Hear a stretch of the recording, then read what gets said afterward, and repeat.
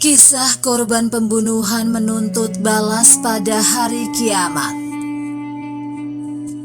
Kisah ini ditulis oleh Miftah Yusuf Pati Selasa 6 September 2022 pukul 12.54 waktu Indonesia Barat. Orang-orang yang mati terbunuh pada hari kiamat kelak akan mencari pembunuhnya untuk menuntut balas. Korban pembunuhan di dunia ternyata bakal menuntut balas di akhirat pada hari kiamat kelak. Hal ini berdasarkan hadis dari Abdullah bin Mas'ud. Dalam hadis ini disebutkan bahwa seorang korban pembunuhan pada hari kiamat kelak akan mencari pembunuhnya untuk menuntut balas. Syekh Umar Sulaiman Al-Ashigar dalam bukunya yang berjudul Asas Al-Ghaib fi Sahih Al-Hadis An-Nabawi dan telah diterjemahkan Dr. Andes Asmuni menjadi Kisah-Kisah Ghaib dalam Hadis Sahih, memaparkan sebuah hadis yang berisi dua kasus pembunuhan. Pertama, pengaduan korban adalah orang kafir yang dibunuh seorang mukmin. Kedua, korban seorang mukmin yang dibunuh atas dasar kebatilan. Hadis tersebut diriwayatkan An-Nasyai dalam sunannya Kitab Tahrim Ad-Dam, Bab Ta'zim Ad-Dam, nomor hadis 3997. Juga ada dalam Sahih Sunan At-Tirmizi nomor hadis 3731. Al-Albani mensyahihkan hadis ini. Syekh Umar Sulaiman Al-Ashigar mengatakan, dalam hadis ini Rasulullah Shallallahu Alaihi Wasallam mengabarkan kepada kita bahwa orang yang terbunuh pada hari kiamat akan datang di hadapan Rob yang Maha Perkasa dengan menggamit tangan orang yang telah membunuhnya. Korban pembunuhan itu berkata, "Wahai Robku, orang ini yang telah membunuhku." Sedangkan dalam riwayat dari Ibnu Abbas bahwa Rasulullah Shallallahu Alaihi Wasallam bersabda, seorang korban pembunuhan datang menggamit pembunuhnya dengan urat lehernya yang terus-menerus mengucurkan darah. Dia berkata, "Wahai Robku, tanyakanlah kepada orang ini, alasan apa dia membunuhku?"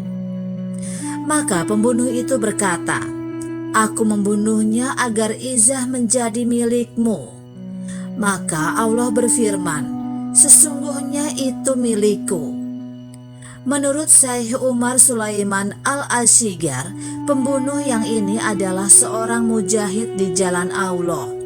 Sedangkan si terbunuh adalah seorang kafir yang membangkang dan keras kepala kepada Allah dan para rasulnya. Sehingga pembunuhan atas dirinya adalah sesuatu menjadikan Allah ridho dan menyebabkan pahala bagi pembunuhnya. Dengan demikian, maka si terbunuh mengalami kerugian dalam urusannya dan menanglah si pembunuh. Lalu orang lain datang membawa pembunuh dirinya dengan urat leher yang terus-menerus mengucurkan darah. Lalu dia berkata, "Wahai Robku, tanyakan orang ini alasan apa dia membunuhku." Allah lalu menanyainya dan dia menjawab, "Agar izah menjadi milik fulan." Maka Allah berfirman, "Sesungguhnya itu bukan milik fulan." Maka dia pun mengakui dosanya. Pembunuh yang ini melakukan pembunuhan dengan dasar kebatilan. Dia membunuh karena hawa nafsunya atau hawa nafsu orang lain untuk memuliakan Fir'aun di antara para Fir'aun, atau orang yang keras kepala di antara mereka yang keras kepala, atau untuk memuliakan suatu kabilah atas kabilah lain. Yang demikian ini sesat dalam upayanya dan telah bertindak melakukan apa-apa yang diharamkan oleh Allah berupa penumpahan darah, sehingga dia mengakui dosa orang yang membunuhnya. Syekh Umar Sulaiman menyebut beberapa ibrah, faidah, dan hukum-hukum dalam hadis ini. 1. Setiap jiwa para hamba itu terpelihara dan tidak boleh melampauinya dengan tindakan pembunuhan, kecuali diizinkan oleh Allah Subhanahu wa Ta'ala. Adapun para mujahid yang menumpahkan darah orang-orang kafir dalam rangka menegakkan kalimatullah, mereka diganjar dengan pahala. 2.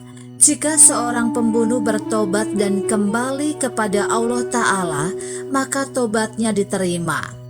Kesohihan itu ditunjukkan oleh penerimaan tobat oleh Rob yang Maha Perkasa atas tobat pembunuh 100 nyawa.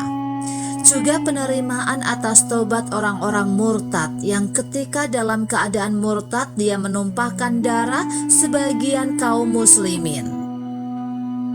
3. Hadis ini memberikan gambaran para hamba yang menuntut hak-haknya dari orang-orang yang menzoliminya di akhirat.